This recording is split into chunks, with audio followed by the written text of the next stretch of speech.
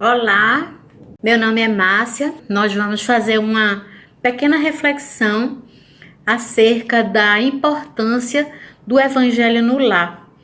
E queremos dividir com todos vocês essa reflexão para que a gente possa colocar em prática tudo isso que nós vamos conversar aqui nesse pouco tempo que temos. Vamos pensar em Jesus, porque todo trabalho deve começar e finalizar com a assistência do nosso mestre amado Jesus. Querido amigo Jesus, queremos pedir tua bênção para esse trabalho, permitindo, Senhor, que tudo que aqui seja falado seja de grande proveito para cada um de nós. Abençoa, Senhor, a nossa família, a nossa casa, os nossos entes, todos eles. Abençoa o nosso planeta, Jesus, fortalecendo a cada um de nós. Que a tua misericórdia se recaia sobre todos nós nesse momento e em todas as nossas vidas. Que assim seja. Vamos lá? Eu abri aqui um livrinho que tem uma lição interessante. Eu estava pensando acerca de fazer o Evangelho no lar, e essa lição é viver Jesus. E ela diz assim: busca conhecer um pouco de Jesus diariamente, sistematicamente e religiosamente, mas não creias que isso bastará. Para que consigas edificar o reino dos céus em tua alma, é necessário retroceder nos erros, retificando-os para vencer os abismos que tu mesmo criastes. Saber sobre o Cristo é maravilhoso. Vivenciar tais leis é ter paz, que tanto almejas. Paulo, há 2 milênios, recomenda-nos: como, pois, recebeste o Senhor Jesus Cristo, assim também andai nele. Por que eu achei interessante? Porque essa lição? Porque quando a gente vai tratar no Evangelho no lar, não é? A gente vai falar sobre Jesus, trazer Jesus, convidar Jesus para o nosso lar. E a importância do Evangelho no lar é muito grande nos dias de hoje, sempre foi. E hoje não seria diferente, né? A gente reunir a nossa família e falar sobre Jesus e seus ensinamentos. E qual é a finalidade do culto no Evangelho no lar? A prática e o estudo contínuo do Evangelho no lar tem a finalidade de, além de nos unir, né, como família, fortalecer a nossa família, tem a finalidade também de proporcionar uma convivência de paz e de tranquilidade com todos nós, não é? Proporcionar no nosso lar e fora do nosso lar também o fortalecimento necessário para enfrentar as dificuldades materiais e as dificuldades espirituais, mantendo ativos os princípios da oração e da vigilância. Jesus disse assim: orai e vigiai, não é? E a gente, fazendo o Evangelho no lar, a gente se fortalece, eleva o padrão vibratório dos nossos familiares, o nosso, da nossa casa, do espírito responsável pelo lar, a fim de que possamos contribuir para a construção de um mundo melhor. Aí a gente pensa assim, quando Jesus se acercava daqueles doentes, daqueles que tinham suas dificuldades, que fazia uma prece, não é? Aquela vibração de amor que Jesus emitia, que ali ele curava. E ele disse: podes fazer o que eu fiz e muito mais. A gente que ainda não tem consciência disso. Pois a prece, quando ela é proferida de coração, é uma emissão eletromagnética. Todos nós somos energias. E quando a gente ora, o nosso pensamento, ele flui em forma de ondas, não é? E de elevada potência essas ondas, porque a gente está orando a Deus. Por isso, ela se reveste de significativa importância na defesa mental e espiritual de cada um de nós e do nosso lar. Quando a família ora junto, todo mundo junto, né? Quando a gente faz o evangelho no lar, por exemplo, essas energias se transformam verdadeiramente numa muralha, que é uma proteção em torno do nosso lar, beneficiando todos os membros da nossa família, os nossos vizinhos, o nosso bairro, a nossa cidade, o nosso estado, e assim vai. Imagine todo mundo fazendo o evangelho no lar, como o nosso país estaria melhor, não é? Fortalecido, não é verdade? Então, aquelas entidades infelizes, Paulo de Tarso, certa feita, disse assim: vós andais com a nuvem de testemunhas. Que nuvem de testemunhas são essas? São esses espíritos que aproximam-se de nós pela nossa vibração, muitas vezes ainda uma vibração baixa. A gente pensa muito nos problemas, em dificuldades, em revide, pensamentos de briga, enfim, aqueles pensamentos que a gente sabe, a gente já tem consciência disso, que não atrai bons espíritos. Os bons espíritos, eles são atraídos pela nossa frequência mais elevada, quando a gente pensa no amor, quando a gente ora, quando a gente está em paz. É fácil isso? Não é não. Mas se a gente tornar isso um exercício, certamente a gente vai melhorando, de pouquinho em pouquinho a gente vai melhorando. E os espíritos, eles vão nos ajudando. Então, aqueles espíritos ainda sofredores, infelizes, que chegam, se aproximam de nós, eles sentem esse choque, né? Ao tentarem penetrar aqui no lar que tem evangelho, aliás. E muitas vezes eles chegam e são beneficiados com aquelas preces, com aquelas vibrações, né? Aquelas famílias que fazem evangelho no lar são famílias que são agraciadas com bons espíritos. Então, as sugestões para a gente fazer um evangelho no lar são simples. É uma coisinha simples. A gente escolhe um dia, uma hora, porque isso vai ser um compromisso que nós vamos assumir. Muitos de nós ainda dizem assim: para fazer o evangelho no lar tem que estar a família toda reunida. Muita gente não gosta. Então faça você, se recolha num cantinho, na sala, no seu quarto, mas desde que você tenha aquele compromisso naquele dia, não é, da semana, que seja possível a presença de todos, mas se não for, você pode fazer sozinho. Mas a presença dos familiares, inclusive das crianças, é muito bom. Aqueles que desejam participar, tem um vizinho, eu tenho um vizinho que quer fazer o evangelho, seja bem-vindo. Não é? Então, todos aqueles que desejam participar, que se juntem naquele mesmo dia, naquela mesma hora. Lembrando que a assiduidade e a pontualidade são muito importantes, pois a espiritualidade também assumirá o compromisso de comparecer ao seu lar, garantindo a assistência espiritual, intuição dos espíritos, a fluidificação das águas, esclarecimento das entidades mais ignorantes. Tudo isso acontece no Evangelho no Lar. Então, nós precisamos ter um dia e uma hora, porque aqueles espíritos que vão se comprometer conosco no Evangelho no nosso lar, vai comparecer no nosso lar naquele dia e naquela hora. Mas, Márcia, e se eu precisar sair? Onde você estiver, pare e ore. Se recolha um pouco, eleve seu pensamento. Ande sempre com a mensagenzinha dentro do bolso, na bolsa.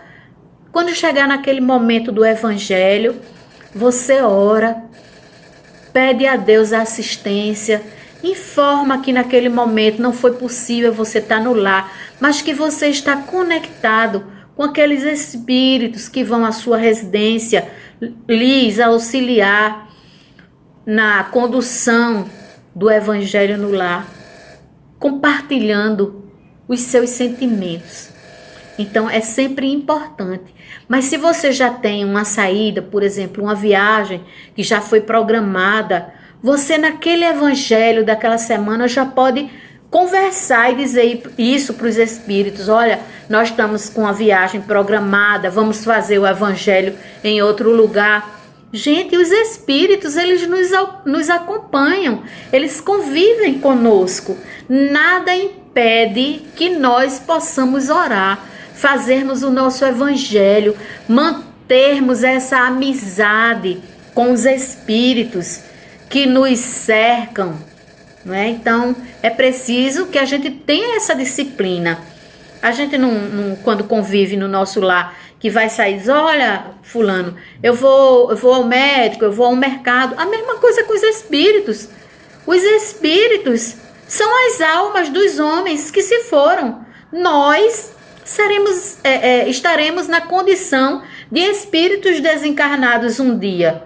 Hoje nós somos almas, porque estamos encarnados, mas somos espíritos eternos, vivenciando hoje uma experiência num corpo físico.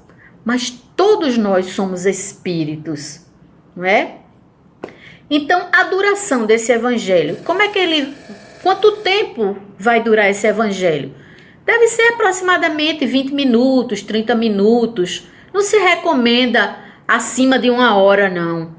Você vai providenciar naquele dia uma jarra com água, né? Alguns copos ou uma jarra só, né? As pessoas depois botam os copos para que os espíritos, quando cheguem, que participem daquele evangelho, eles possam magnetizar aquela água, né? Colocando fluidos curativos, tranquilizantes, necessários para o equilíbrio do nosso corpo físico e do nosso corpo espiritual. Então, a gente já vai ter aí o evangelho, né? O livrinho do evangelho. Tá aqui meu evangelho. A nossa jarra com água, a nossa família reunida. Aí como é que a gente vai fazer esse evangelho? A gente primeiro, como todo espírita sabe, vai fazer uma prece inicial. Alguém da família pergunta, alguém quer fazer a prece? Então, se alguém quiser fazer a prece, faz a prece. A prece é a prece de coração. Não precisa ser aquela prece que é recitada de forma decorada, às vezes não tem nem sentimento, não é? A pessoa fica, Pai Nosso que está no céu. Não, faz uma prece simples, agradecendo a Deus, está reunido em família, agradecendo a presença daqueles espíritos, pedindo a Deus. Jesus não disse, né, que onde 2 ou mais estivesse rezando, ele lá estaria, agradecendo a presença de Jesus através desses espíritos. Então, a gente faz essa prece inicial. Depois da prece, lê um livrinho de mensagem. Aqui em casa, a gente lê o Pão Nosso. Toda vez a gente lê uma mensagenzinha do Pão Nosso, porque às vezes a gente já começa o evangelho, ainda está pensando em outras coisas, né? Então, a gente lê uma mensagem do livrinho Pão Nosso, para que a gente fique mais calmo, se ambiente. Então, essa leitura de um livro de mensagem é com esse fim. Depois a gente abre o evangelho ou de forma aleatória ou começando pelo começo. Isso aí vai ser discutido entre as pessoas. Então, faz aquela leitura, né? E comenta. Esses comentários, eles devem ser breves e devem ser com pensamento elevado. Por quê? Porque às vezes o comentário de um ente da família, o outro pode não concordar. E no evangelho a gente não pode, não deve ter discussões. Porque eu entendo assim, porque eu entendo assim. Não. A gente vai entender A gente vai ler o que está lá no Evangelho e depois, se existir esse tipo de discordância, cabe a cada um de nós estudar, observar, analisar. Então, não cabe nesse momento discussão. O Evangelho é para a união da família. Então, é necessário que se tenha essa compreensão. E depois que se lê o Evangelho, né, a gente pode fazer uma pequena irradiação, uma vibração, emitindo sentimentos e pensamentos de amor, de paz, de harmonia, por nós, por nossa família, pelos outros.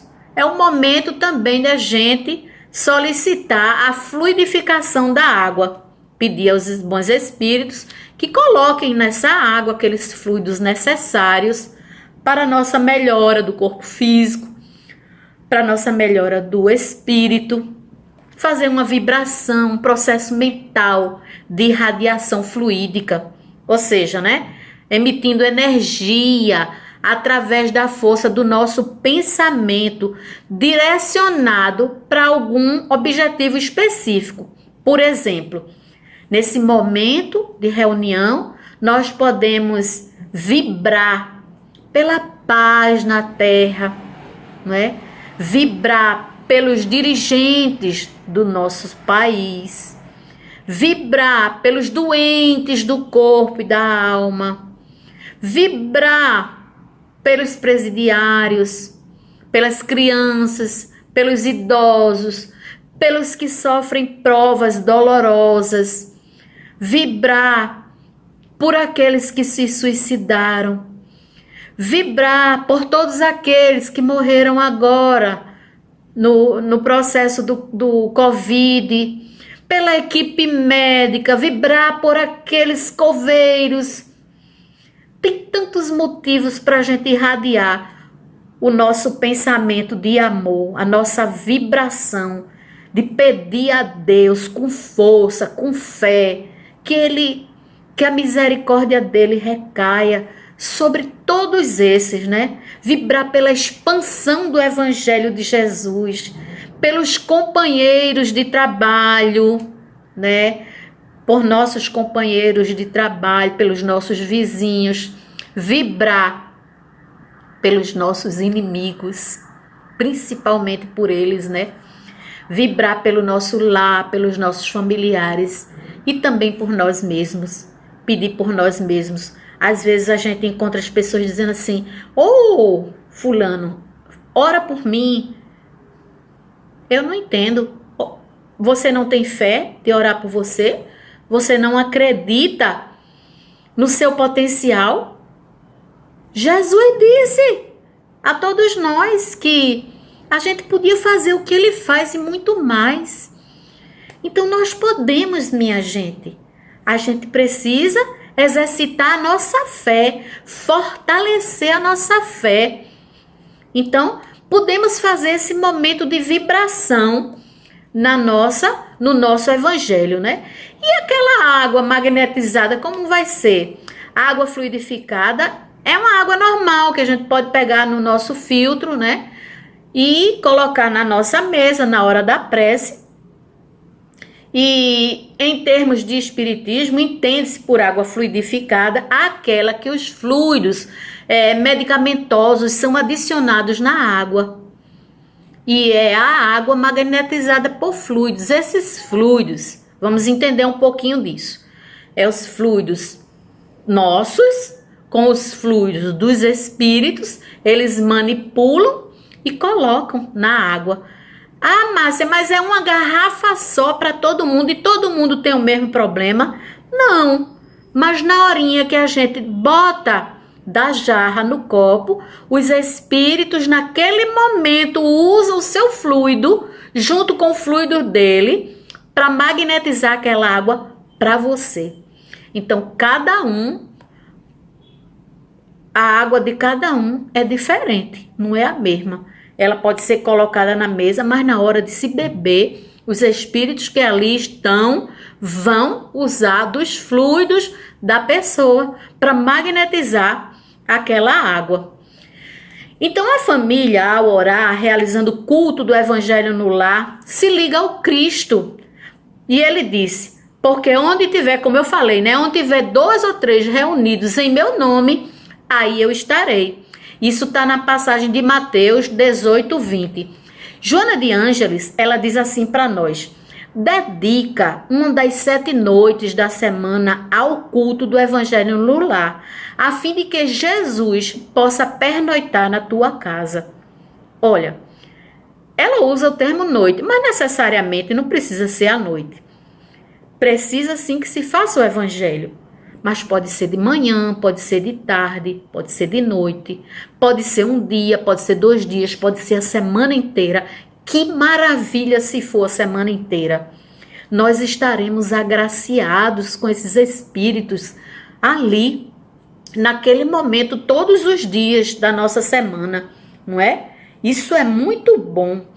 Então, a reflexão da família em torno dos ensinamentos de Jesus, as ponderações, aqueles comentários sobre o ponto de vista de cada pessoa são elementos altamente terapêuticos, favorecendo a psicosfera do nosso lar. Esses ensinamentos de Jesus e aqueles comentários que a gente faz, os espíritos que são trazidos para conosco dividirmos essa lição, eles são agraciados, eles são aqueles espíritos ainda que nos acompanham, né? Que Paulo de Tarso disse, nós temos uma nuvem de testemunha. Esses espíritos, eles são esclarecidos também no Evangelho no Lar.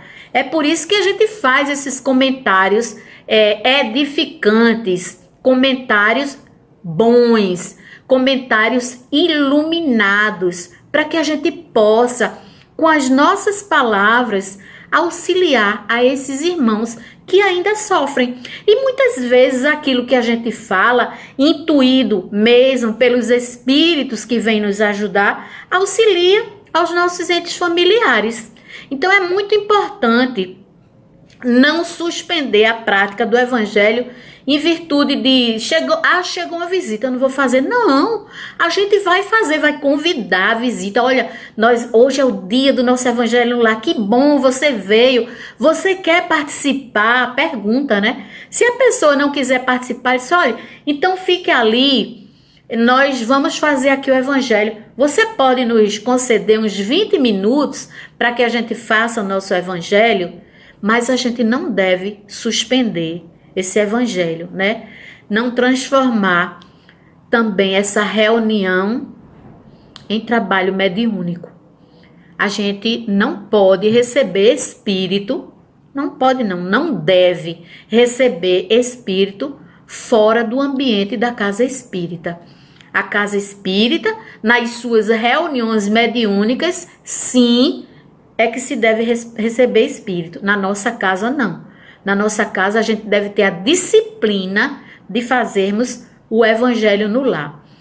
Então, quais são os livros que a gente pode usar? O Evangelho, segundo o Espiritismo, que é a obra indispensável, né? Podemos usar como a título de mensagem O Caminho, Verdade e Vida, de Emmanuel, Pão Nosso, Fonte Viva, o Vinhas de Luz, né? Agenda Cristã, Messes de Amor, de Joana, Jesus no Lar, de Neil Lúcio, que é muito bom, né? E vários livros. Eu posso também fazer um estudo nesse evangelho?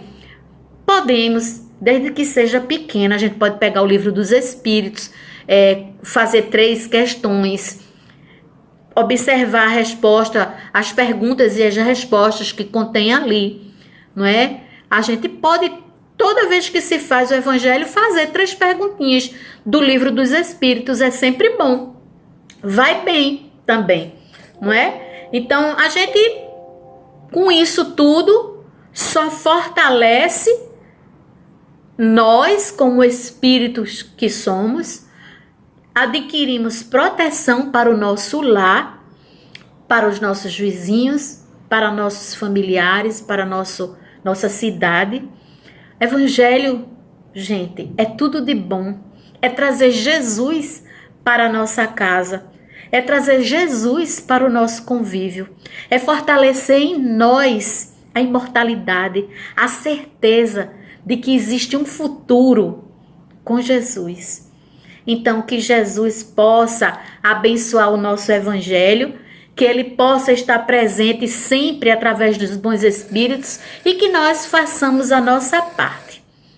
O evangelho no lar é fundamental para todos aqueles que desejam crescer com Jesus. Que Deus abençoe a cada família, a cada um de vocês, me abençoe e que a gente possa colocar em prática o evangelho no lar.